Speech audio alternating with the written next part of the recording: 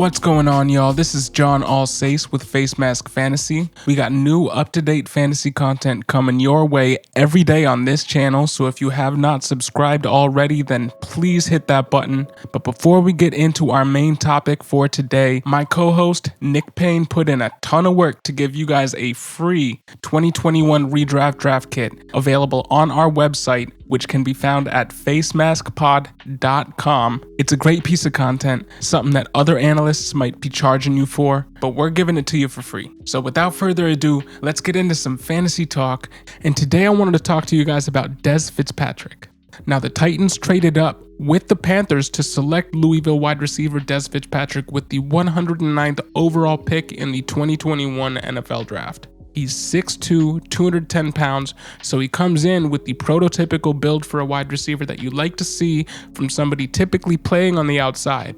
He burst onto the scene with a 45 reception, 699 yard, and 9 touchdown season as a 19-year-old redshirt freshman alongside former Louisville quarterback Lamar Jackson. He ended up finishing his 4-year career with more yards per catch, with 16.8, than his teammate Tutu Atwell, who had 16.5 and was drafted by the Rams in the second round. He ended up becoming the 6th player in school history to reach 2,500 receiving yards, and he comes with some pretty good athleticism too. He offers 58th percentile athleticism with an elite wingspan of 80 inches, 80.58 to be exact. And he ran the 40-yard dash in his pro day at an unofficial 4.43, which is pretty solid marks for somebody who weighed in at 200 pounds and is 6'2". So he profiles as a high-point contested catch receiver who has wheels, and for what it's worth, he did attend the Senior Bowl, and he caught 6 passes for 90 yards in the Senior Bowl game. He was targeted a game-high 11 times, and he had 4 more receptions and 62 more yards than any other player on the national team's roster, which means among seniors, he did stand out. As a 4th-round draft pick, he does have some decent draft capital, and by all accounts, according to beat reporters coming out of Tennessee, he should start his career in the slot.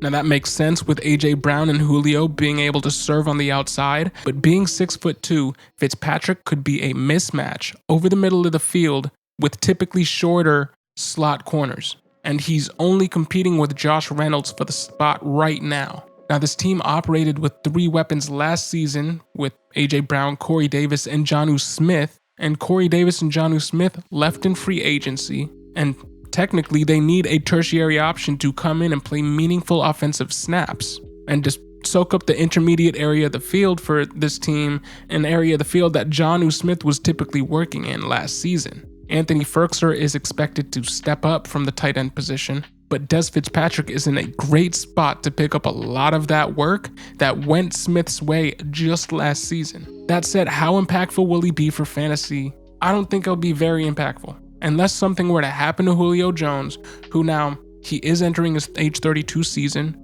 and he's already nursing an injury that he sustained early in camp and is yet to see the field since August 2nd. This after he missed 8 games in 2020. So, if anything happened to Julio Jones, Dez Fitzpatrick could see a fair amount of work.